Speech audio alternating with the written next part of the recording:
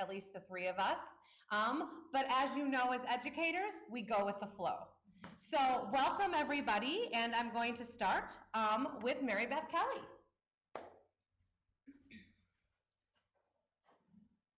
Thanks, Christine. I'm Christine. I'm going to need your assistance if anyone has a question. Yeah, I'll watch. Okay, perfect. I have so many things to try and focus on. All right, so I apologize for those of you doing virtual land. I made a handout, however, we were unable to open that up for you to be able to see. So at the end, we will send you our email so that you can access that handout. Additionally, I have some books that I'm going to pass around for references. But this is basically the goal for this next hour. I'm going to cover just briefly research-based background information and then get into some ideas around using cooperative learning in the classroom, and then Michelle will take over with her top 10 lessons learned from teaching online. So first question is just around student development. So I took a class last semester around student development and actually learned that colleges really focus in on different strategies and ways to help students, particularly college students, develop. So these are two different definitions, and I want to highlight the second one. So the second definition talks about student development, that a student grows, progresses, and increases in their development as a result of being in higher ed. So we have this challenge in our higher ed program to try and figure out how can we help these students develop. So this is a history of the development theory in terms of where the research has been and where it is today. And I just want to highlight that it has drastically changed, and a big part of that is because our student population has gotten so diverse. So we have an additional challenge of trying to figure out how to meet the needs of a very different population than even back in the 1920s when this first started. So this is a little categorization of student development theory. There's been a shift. And again, these are the main, probably the most popular foundational theories. And again, I underlined the areas that researchers say that higher institutions should actually help students develop. So they want us to focus on psychosocial, identity development, intellectual, moral, cognitive, and then eventually experiential learning as well. And that's quite the challenge, right? I mean, we already have a challenge of trying to meet the needs of our students, but then when we also take into consideration identity, psychosocial, intellectual, moral, etc., it basically complicates it. I'm sorry, this is hard to not get distracted. So the sound is cutting in and out. Our tech person's on it. Thank you, tech person. All right. Again, going through student development, I wanted to highlight, I don't know how many of you are aware, but the University of Minnesota has student learning and development outcomes. So I have two links that I want to share.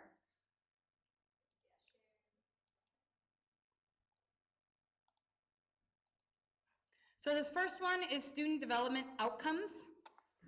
And this is what the university, again, wants to highlight, that the students, as an outcome, that the students would learn these areas, and they're along the right-hand side. So again, one of the goals that our university here has is having our students engage and develop in responsibility and accountability, independence and interdependence, goal orientation, self-awareness, resilience, appreciation of differences, and tolerance of ambiguity. So again, in an hour presentation, actually 30 minutes, because Michelle has the second half, it's pretty hard for me to address all of those, which is why we're focusing in on that independence and interdependence. Cooperative learning is a really good strategy to be able to meet that particular goal. However, again, I wanted to at least share these links for you so that you could go back and look at some of these. The second link is the actual student learning outcomes more specifically. And again, for students, particularly undergrads, getting a bachelor's degree, the university wants these 7 goals highlighted.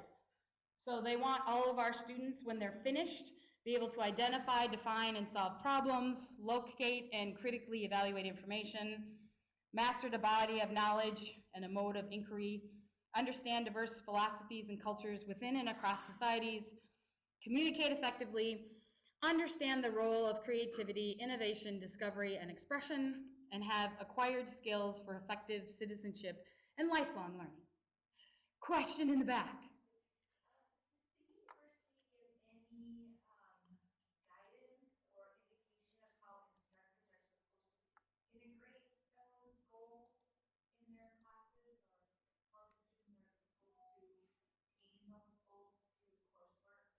Great question. So the question was, does the university offer any guidelines for staff or faculty in regard to kind of addressing those goals and outcomes?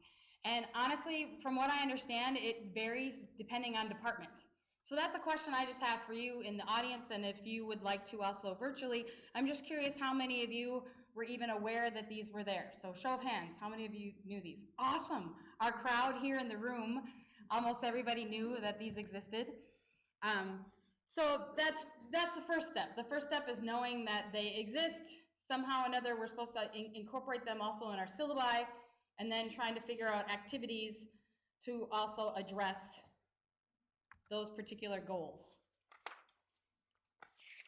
However, along with these goals, something else that we have to consider is how individuals think and what activities we can assist in terms of how we can develop that type of thinking. So if you recall, one of the goals on there is to develop how students think in terms of critical thinking and giving them the ability to think beyond kind of going into a deeper type of thinking. What the research also says is that to get students to be able to expand in those areas, they need to have trusting relationships. So another kind of component here is how do we create trusting relationships, particularly with a diverse population of students.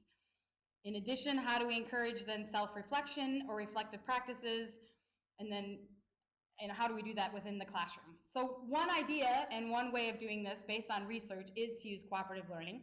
However, I will also throw this out to you. Does anyone use currently anything differently that you'd like to share? Quiet group. That's all right. So I want to get to cooperative learning as a strategy. And again, I don't know how, oh, sorry. I have to go back to the share.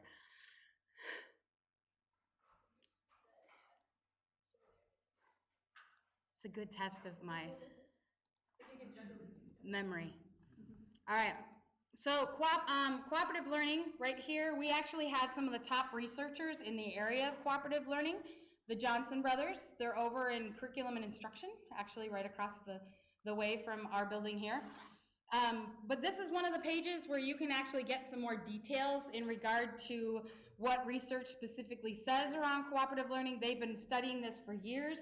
They offer an excellent class that, again, I highly recommend. And I want to point out that cooperative learning is different than small groups. So there are some aspects of cooperative learning in terms of being very purposeful in how you create groups. And again, I have a limited time, so I can't get into all the logistics around it, so I wanted to at least highlight some of these different pages. In addition, I'm going to pass around these books. Again, I apologize for those of you virtually, but the 3 books I have are all written by the Johnson brothers, Johnson and Johnson. I got them on Amazon, so they're easy to actually find and purchase. All of them are titled Cooperative Learning in the Classroom. So I also want to show this little visual of an example of kind of what cooperative learning can look like. So these letters, basically C stands for the counselor, S stands for strong, meaning a strong kind of leader within a group, L is less strong. So we're going to see this little rowing activity.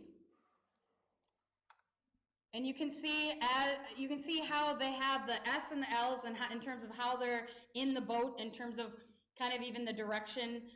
That one went a little crooked in regard to that. And that's what we're talking about in terms of cooperative learning groups have to be purposely kind of set up. So we want them balanced. And if you can see here, there's different places that you can put your stronger individuals. So again, you want to have purposeful groups. There's different ways that you can create groups. You can randomize the groups, you can pre-select groups, but regardless of how you choose those groups, you definitely want to create roles within the groups so that you can have a strong team. And part of the whole goal of using cooperative learning is to create that interdependence.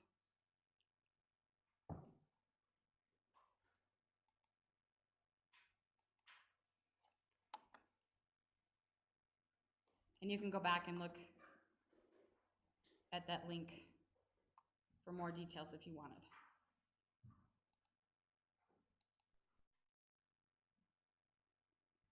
Yes, went back. Nice. All right. So, again, cooperative learning, the whole idea is working together as a group to achieve a common goal. That's another particular important factor. We're not competitive, we have to be working together. And again, that can be really challenging. I was reading an article actually as I was preparing for this, and they were saying that lots of college students actually don't have very good conflict resolution skills. So again, a way of using cooperative learning helps them achieve some of those goals by putting them into groups to have them problem solve. And one of the whole ideas is to try and help them learn those skills. How do we problem solve? How do we have conflict? And how do we work through that? In addition, so the research supports that there's greater efforts to achieve, which includes higher achievements and greater productivity by all of the students, and then more positive relationships among the students. And again, this is the research that Johnson & Johnson has found. Some items that you want to keep in mind in terms of how you create cooperative learning groups. One of the keys is actually you want to have limited resources given to each member of the team. That might seem a little odd, but that whole idea is if they're a whole team and each person amongst that team has little pieces of information, then ultimately they have to work together to achieve that final goal. So you really don't want all of them to have the same information. You want each member of that team to have different aspects of it so that they have to, again, that's part of what creates that interdependence. And one of the methods of being able to achieve that is called a jigsaw method, which I don't know, again, how many of you are familiar with that. Okay, a few of you, that's good. So a jigsaw is basically giving them little pieces just like in a jigsaw puzzle.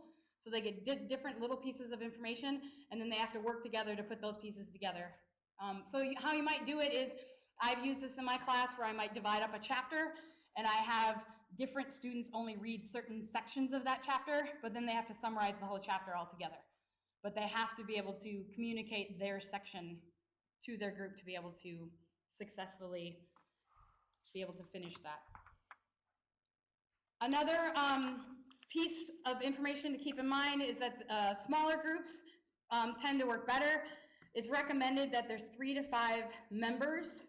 And again, these might be predetermined groups or random groups, but it's helpful to have not more than 5. If it gets too big, then it can get a little more complicated. In addition, it's helpful to assign roles for each member within that group.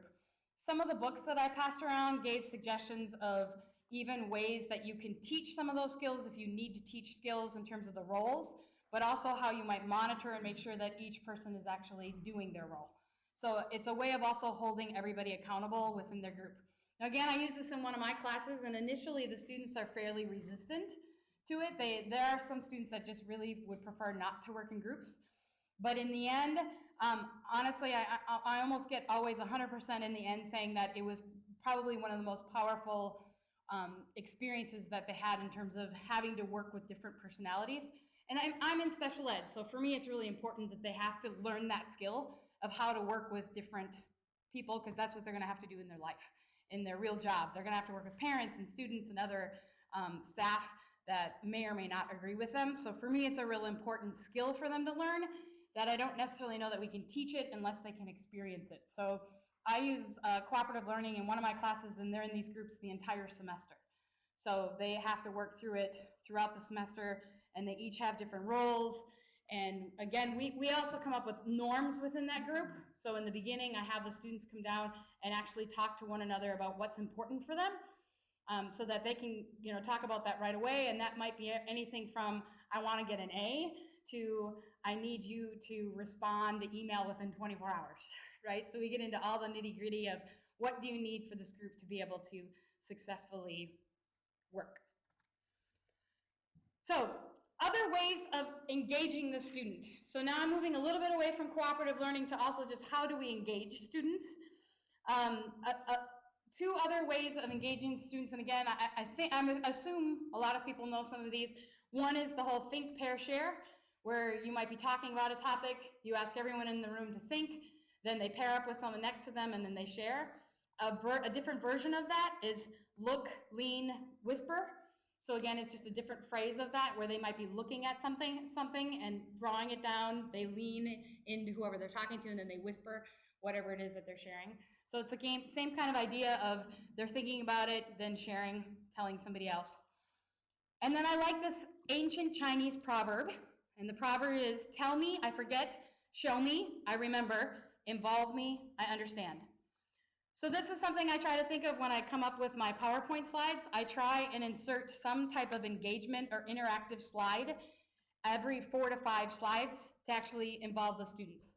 And a slide may include a simple think, pair, share. So what were we just talking about? Think about it, pair with somebody next to you, and share what the ideas were that we were just talking about. Again, this is a little statistic, but for about every 10 minutes, an audience needs to have a 2 to 3 minute break, if you will, to process the information that's been discussed. Again, in a real world, I would love to model all of this. I was saying to Christine and Michelle, I'm struggling through this because I want to actually model it and stop, and we have too limited of a time.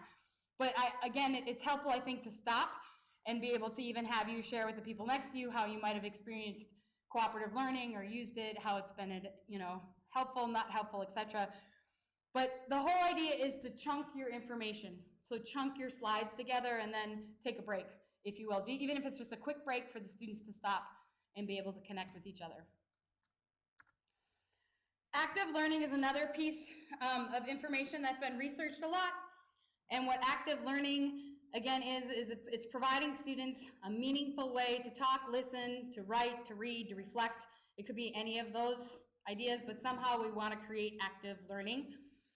So different ways to also include this might be having the students either orally or in writing explain and reflect. So not always giving students an opportunity to verbally respond, but actually have them do it in writing.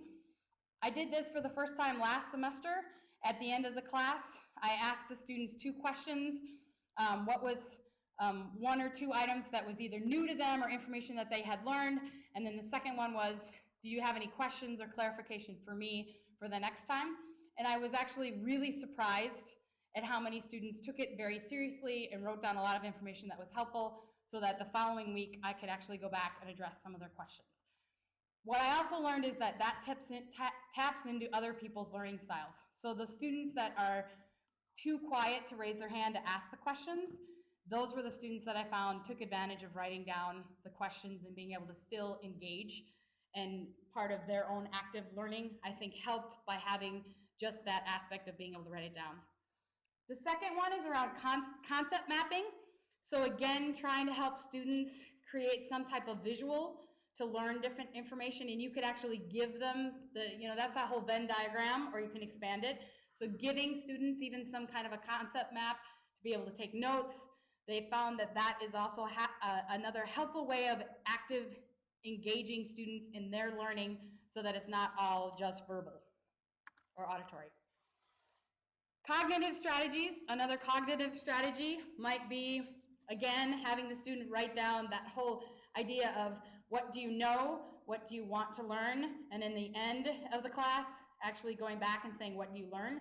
Again, I use that in one of my other classes, so I use some of these strategies also. I try and model them in different classes, but we do this on big white pieces of paper at the beginning of one of my classes, and then I bring it up at the end, and we talk about what they actually learned in the end. And again, that can be helpful in terms of just getting them to brainstorm with other people to doc down what they already know, and then also questions that they might have specific to whatever the topic might be. All right, and I think this is one of my last ones. The last one is having purposeful breaks, and this goes back to that original slide earlier when I talked about chunking your information. Another really good statistic to remember is that students unfortunately, are not attentive to what's being said in the lecture. They say 40% of the time. So students retain 70% of the information in the first 10 minutes of the lecture, but only 20% of the last 10 minutes. So what they also say is that you want to plan purposeful breaks. So research says that they remember the information in the beginning and directly after a break. So if you want to use your breaks very purposefully so that when you come back, whatever you want to highlight and you want them to remember is right after that break. Yes? Do they have anything in the research about should breaks be clearly defined at the beginning of the class? If the student knows that there's a break coming, does that cause them to zone out for those like last 10 minutes before the break? Or if Right. it's a surprise when Right. it's like, oh, you got more out. Right. So the question was, does the research say anything about the breaks and whether or not they should be clearly defined at the beginning of kind of the class? And I didn't read any of that in terms of, they haven't even talked about like how many breaks, so it's really up to the class, and it was more around the information you want them to retain in terms of what I read, but that's a good question. All right, any other questions? Otherwise, I'm going to pass it off to Michelle. No, I have not been paying attention to the break. Okay, good. I'm taking great. All right, Michelle, you're up. I also have a handout that I'll pass out just for those of you in the room, and we'll make sure the rest of you get this. This is just around cooperative learning, some ideas for structure, as well as instruction of teams.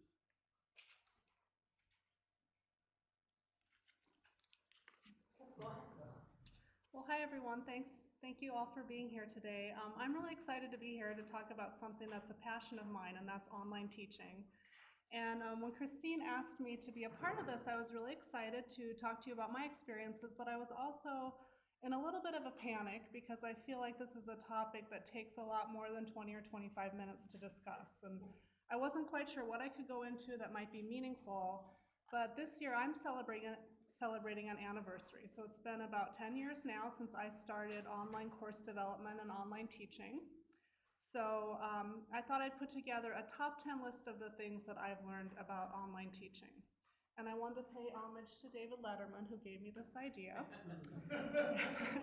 And even just putting this list together, it was hard to narrow down to 10 things.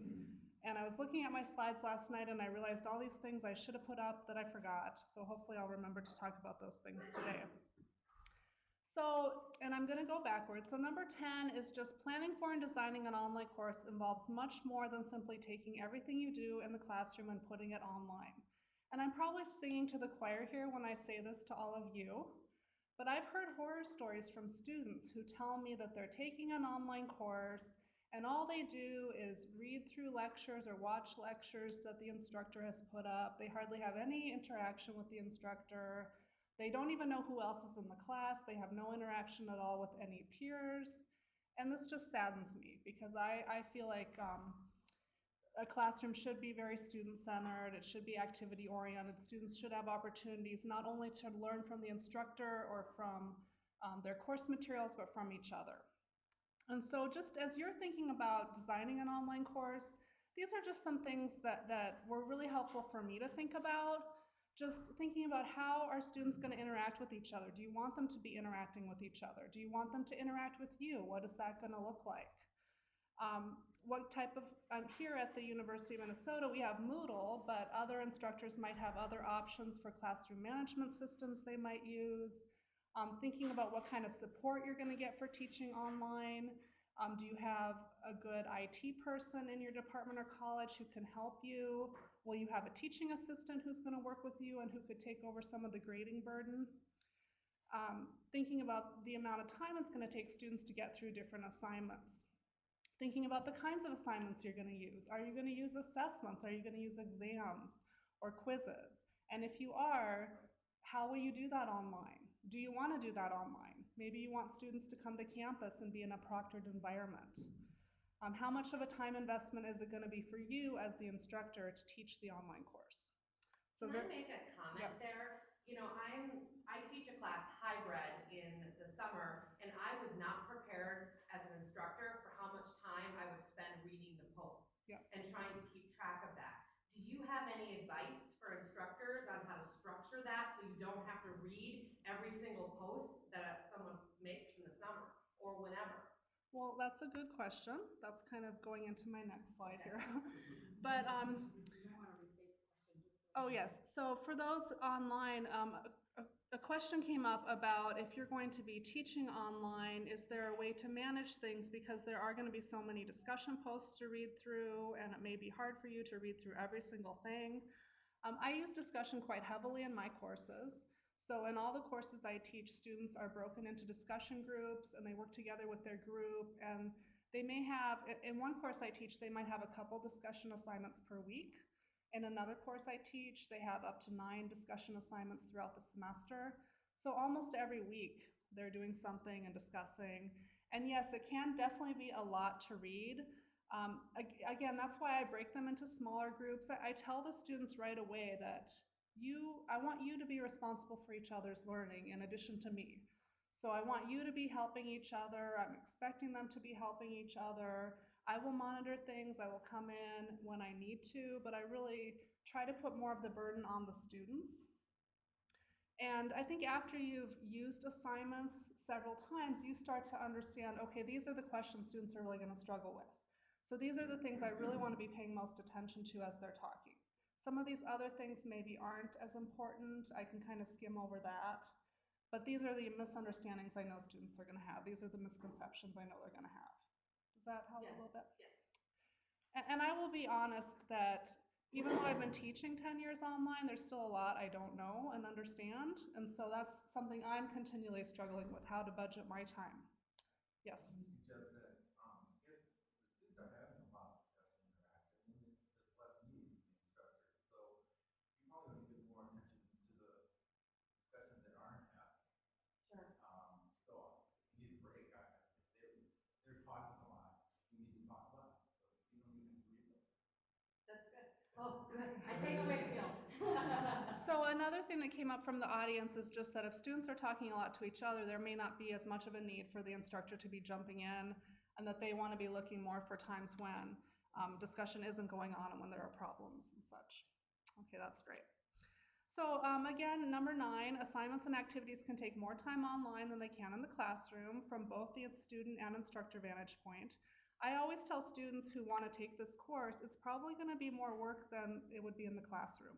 The assignments are going to be the same, but the way you're going to work through things is different.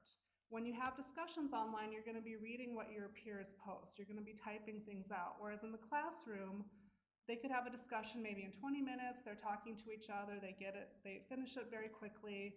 A 20 or 30-minute discussion in the classroom may take a few days in the online environment, just because not everyone's going to be online at the same time. And I personally have felt, I know that my students, a lot of them are taking the online course for specific reasons because they maybe can't be on campus at certain times. And so I haven't really tried to force them all to be online at a certain time, engaging in a real-time chat. I give them that option if they want to do that, if they're comfortable doing that, if they can work that out with their discussion group. But usually the discussions I have online are ones that maybe will last for a week in some courses. And what I did when I first started designing the course is, or some of my courses, I thought about what I did in the classroom. And so I teach statistics, and in a typical week, like maybe when we're getting into hypothesis testing, we might have 4 different classroom activities. And maybe one is an introduction to hypothesis testing. And then one goes into more detail about type 1 and type 2 error. And another goes into more detail about the difference between statistical and practical significance. So I would take little bits and pieces of each of those activities and try to create a new activity that my students online could work through in a week. So they're getting all the same information that students in the classroom are getting. I'm really trying to hone in on, what are those specific questions I really want to make sure they talk about? What are the questions I know they're going to have misunderstandings about that I feel it will benefit them to have someone to discuss things with? So thinking about that when you're trying to design things. What does your classroom look like? And what's it going to be like in the online environment? Students appreciate regular communication and timely feedback on their progress, choices about what and how they learn, and an organized classroom environment. This is feedback that we've gotten over the years from our students, what they like about our online courses. We try to be very organized. We try to communicate a lot with the students. In terms of communication and feedback, one thing I forgot to put up here is that I actually try to communicate a lot with students before the class even begins. So I try to have my course website up and running at least a week before classes start. I will email everyone that's in the class or who's in the class, and I will let them know that they can get started anytime they want. I'll encourage them to look at the site, to read carefully through the syllabus, and to decide whether that's really the right course for them. I really want them to see it's going to be a lot of work. There's a lot we expect of you. I want to make sure they're up for that. And we also will organize an in-person orientation during the first week of classes for students who can make it. So that I think is really important. And a lot of our students, at least half of them usually, are able to come to that. And that's a really great time for them to put names to faces and to meet some people they're going to actually be talking with online. We tell students that we'll attempt to respond to their questions as quickly as we can, at most within 48 hours. We make sure there are multiple ways that we can connect with students. So I do encourage students to come and see me in person if they can, but I use Skype a lot. We can chat, we can communicate through email, telephone. So there are lots of different ways we can connect if students are having difficulties. Fortunately, I've been able to have a teaching assistant work with me. So we really try hard to get feedback to students in a timely manner. If they turn in a homework assignment, we try to flip it around within about a week so that they have that feedback going into other assignments. And we make regular announcements to the class. So at the start of each week, I'll make an announcement, just reminding them about important upcoming things that they should be aware of. So we try as much as possible to keep the students on task and to remind them of important deadlines, and just letting them know that we're there to help. I know this might be hard to believe, but a lot of students don't come to statistics because they really love it. A lot of people are there against their will. They have to be there. They're anxious. And so we really, and on top of that, some of them might be very anxious about technology. You know, we can't assume that just because a student's taking an online course that he or she is technologically savvy. So I feel like I'm always trying to balance the anxieties they might have with technology with anxieties about statistics. So we really want them to know that we're there to help them and they're not alone in this venture. In terms of choices, I really try to give students a lot of choices in the courses I teach. They get choices, and with an online course, I feel like they're getting choices about when they do their work. So there are deadlines every week. But the great thing about an online course is there is some flexibility in terms of when they work. If they like to work really late at night or really early in the morning, they can do that. We use in one of my courses, I give students a choice about what kind of statistical software they will use, so they can choose up to 3 different things. They have choices about topics they can pursue for a particular project. Again, they have choices about when and where they'll do their work and how they'll complete their work. In one of my online courses, I actually give students a choice about one particular assignment that they work on. And I haven't thought of a really creative name for the assignment. I just call it the Create Your Own Assignment. And students can, they can either do an article critique, so they find an article in their field and critique it based on what they've learned in the class. I have a Facebook group set up so they can come to that group and post news articles they're finding that relate to statistics. They can do a YouTube video that tries to teach a certain statistical topic. So they have lots of different options there.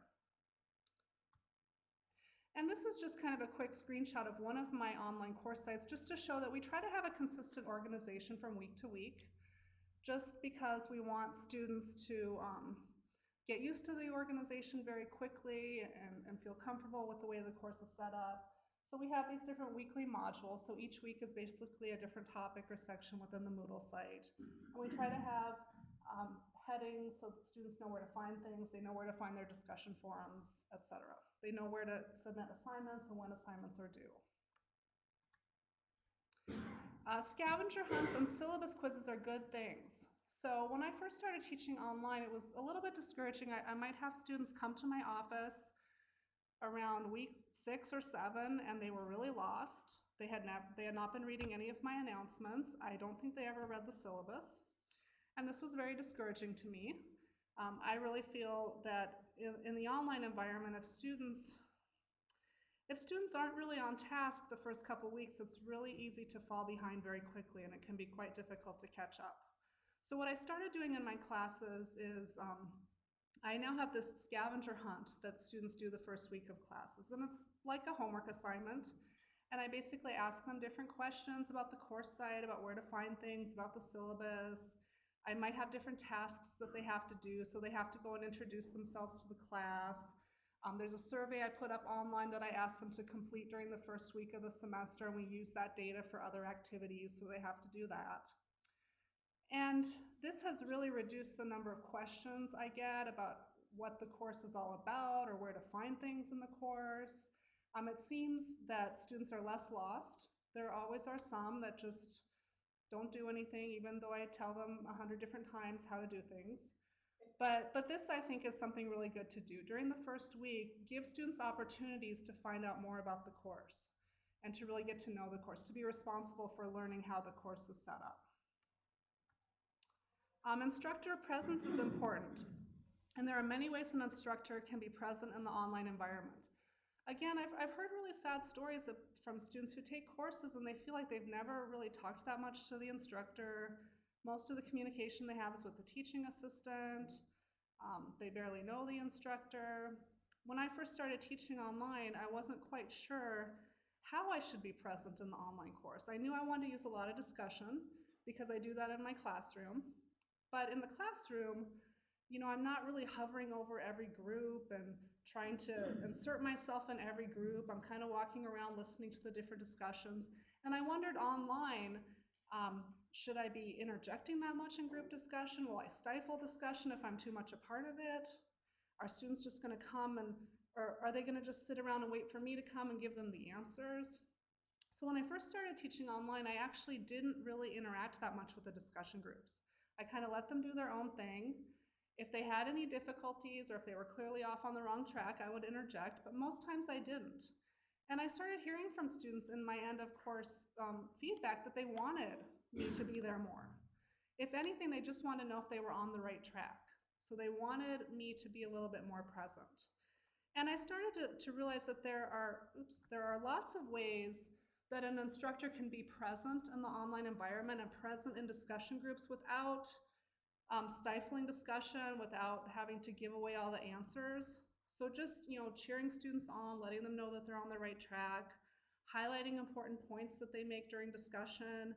I try to go in and question students. So if I see students are not talking with each other, or if it seems like they all kind of stumbled upon the right answer and they don't really feel there's much to say to each other, I will interject and ask them some other questions.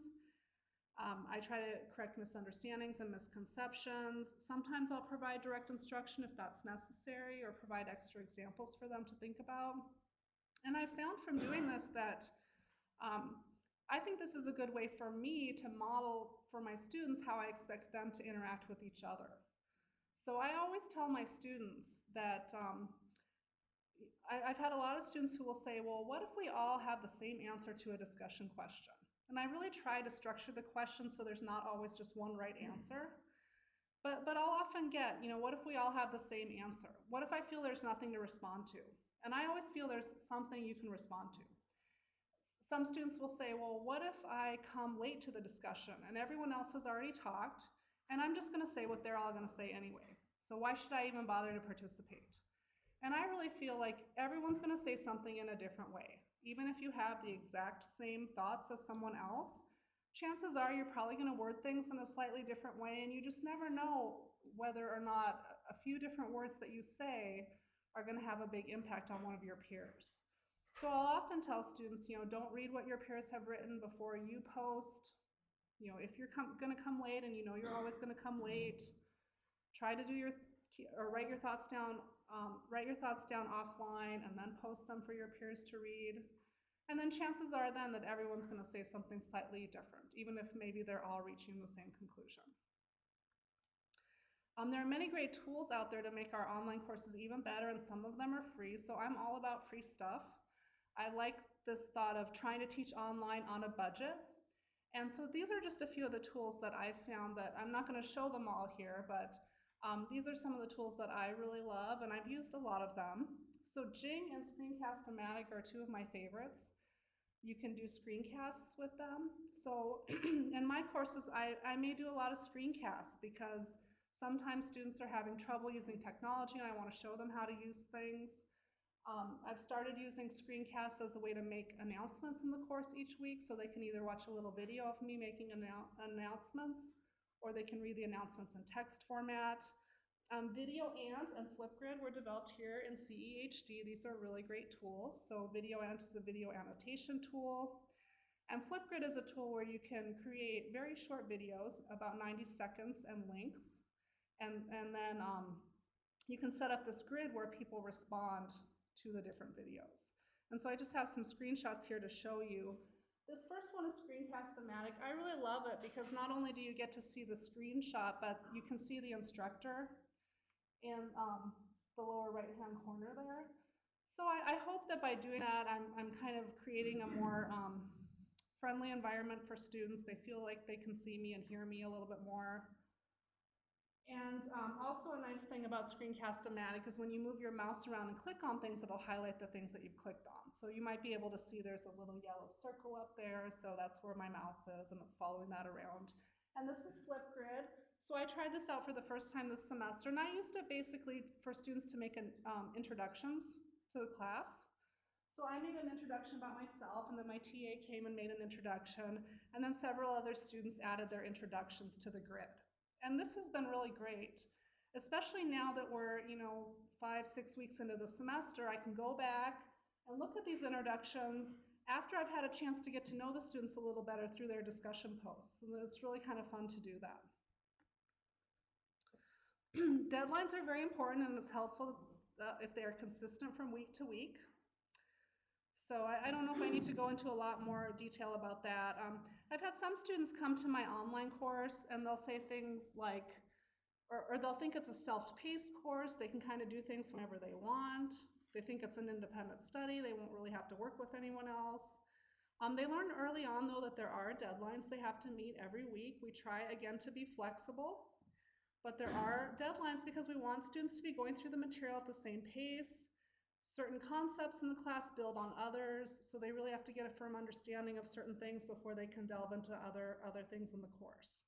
So usually in my courses, deadlines are like Mondays and Fridays, so I try to be consistent with that from week to week. Teaching online is a lot of work, and it's important as an instructor to budget your time wisely so you do not get burned out. So this kind of relates back to what Christine said. I'm still working on this myself. So after 10 years, I still find it's a lot of work. I think I learn more about ways that I can try to minimize the work. A lot of the discussion assignments I have, I've used quite often. So I know the stumbling blocks students are going to have, and that kind of allows me to hone in on certain parts of their discussion and skim over other parts. Again, I have teaching assistants who are able to help me, and that's really great. But if you don't have teaching assistants, it's really going to be important for you to think, what is the workload going to be like here? If you use exams, do you want to have lots of open-ended questions if you have 50, 100 students? Are you going to be able to grade all that in a timely manner? So there are lots of things to think about going into this. One thing that I was thinking about one semester, I was designing an online course, and I was thinking of having deadlines on a Sunday. And then I started thinking, I bet a lot of students are going to wait till the last minute to work on this. It's a discussion assignment, and I don't want to be online all weekend long waiting for the last minute posts. So thinking about when you're going to have deadlines, being strategic about that. That's why I tend to do things Fridays and Mondays, so that I don't necessarily have to be sitting online all weekend waiting for last minute questions. If I do get last minute questions, I can handle them Monday morning, since the assignment's usually not due until Monday evening. So thinking about things like that as you're designing your courses. 2 is probably my favorite. I feel strongly that we have really great opportunities in the online course that we don't necessarily have in the classroom. So again, think back, imagine you teach in a classroom and you like to do a lot of activities and you break your students into small groups and they talk. And you walk around the course and you hear little bits and pieces of each different conversation. And then you kind of bring everyone back together and there's a whole class wrap up. Well, chances are you're not going to hear the whole conversation in every group. You're not going to necessarily see who is participating in the group and who isn't. In the online environment, we have those opportunities. If we break students into groups and if participation is part of their grade, we can hear every student's voice. You don't always get to do that in the classroom. This is one of the things I love about teaching online, and sometimes I feel like I even get to know my students better online than I would in the classroom. I've had students in the classroom who hardly ever say a thing. They've said maybe 5 words to me throughout the semester. I don't really know them. Online, because discussion is part of their grade, I get to know them, I get to hear their voice, I get to reach out to them if I can see that they're struggling. I might not have those same opportunities in the classroom. I might not know until an exam that someone was really struggling because I didn't really see that when they were working in their groups. So I feel like we have these really great opportunities, especially if you use online discussion. And finally, my number one takeaway, or the number one thing I've learned, is that it's really important to share ideas, to collaborate and commiserate about the online teaching experience with others. And if you don't have those opportunities with your own department, it's always possible to find others who share your passion for online teaching. These are just a couple of online discussion groups that I've found over the years. I'm sure there are probably others, but these are ones that I've subscribed to and I go to them regularly. And sometimes when I have general questions, I'll post them on these online forums. I found though when I first started teaching online that it was a little challenging. I feel like I have very supportive colleagues, but none of them teach online and they don't really have the same passion for online teaching that I do. So even though I could talk to them about general issues related to teaching statistics, they didn't really understand what I was going through as an online instructor. And so I felt, I have to search for this community of other online statistics instructors. I want to find this community. And again, 10 years ago, I just started teaching online. I didn't really know a lot of other online statistics instructors, but I started asking around within the statistics education community. I found someone at Grand Valley State University in Michigan who had an interest in online teaching. And together we created a group called Statistics Instructors Lost in Cyberspace. So we created this group several years ago. It initially started as a Google group.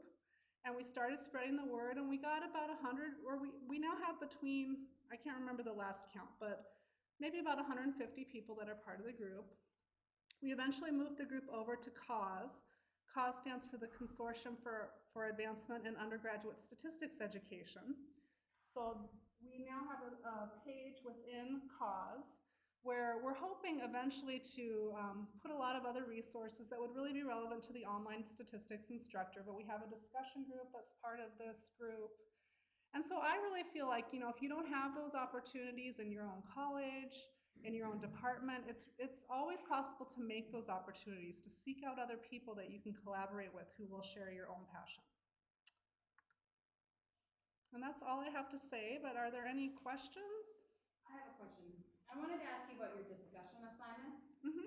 So do you give them points for the amount of time they discuss or the depth of their discussion, if that makes sense? Like, is there, that's what I struggle with. So we have that in one of the components of the class that we teach. And it's always been the struggle of, do we say you have to comment 3 times in order to get these points, or is it about what they're talking about? Does that make sense? Yes.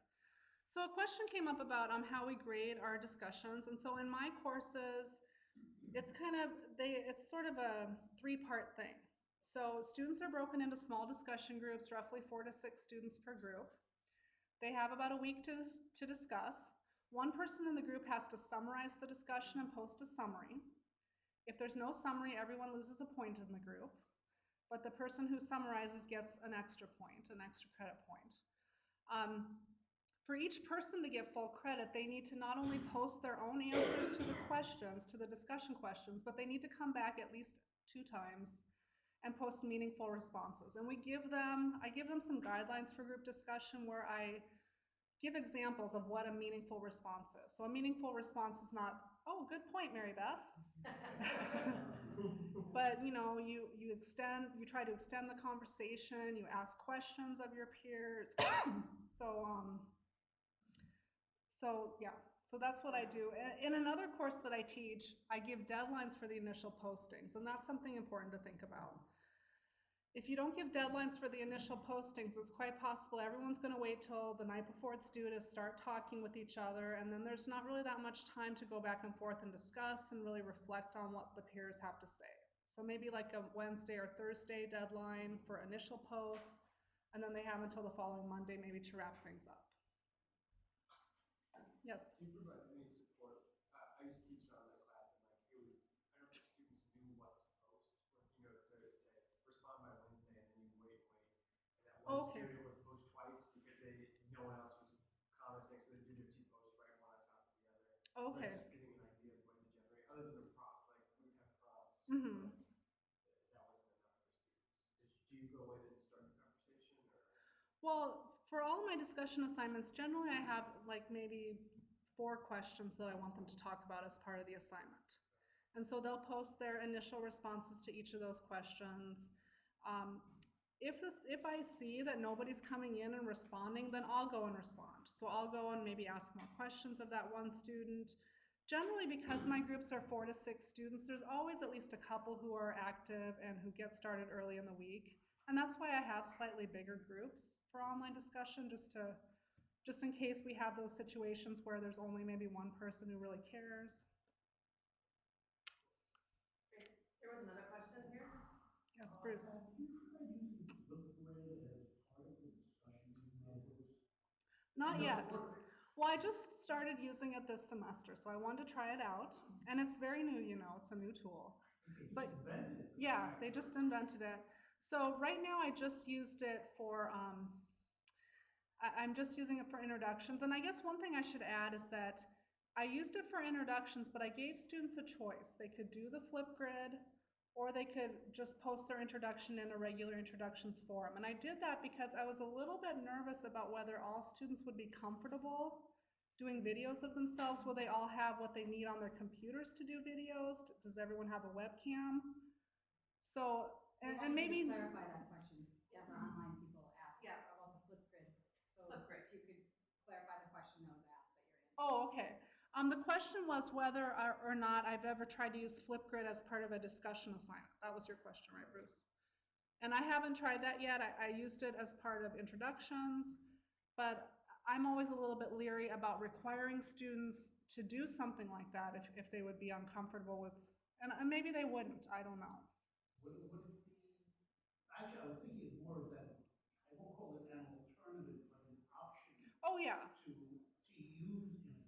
Yeah, and I think I might try that. So I wanted to just dabble with Flipgrid a little bit this semester. So I tried it and I really loved it.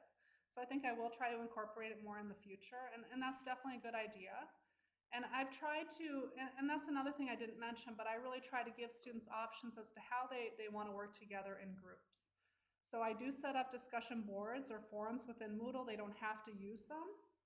I've had some students who actually would rather meet in person and talk, and then one of the people in the group will summarize the discussion and come back and share that with me, so I get a sense of how each person was contributing.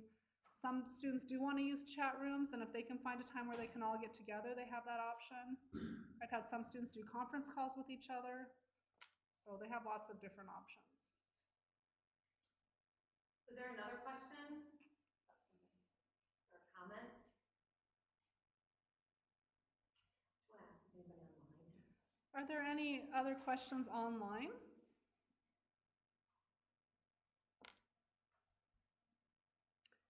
And I apologize for not always repeating the question. This is a new experience for me. Okay. Well, thank you, everyone. Yes, this is Christine again. I just want to thank everybody for coming. For those of you that are participating virtually, the presentation will be available on the P&A website that you'll be able to access.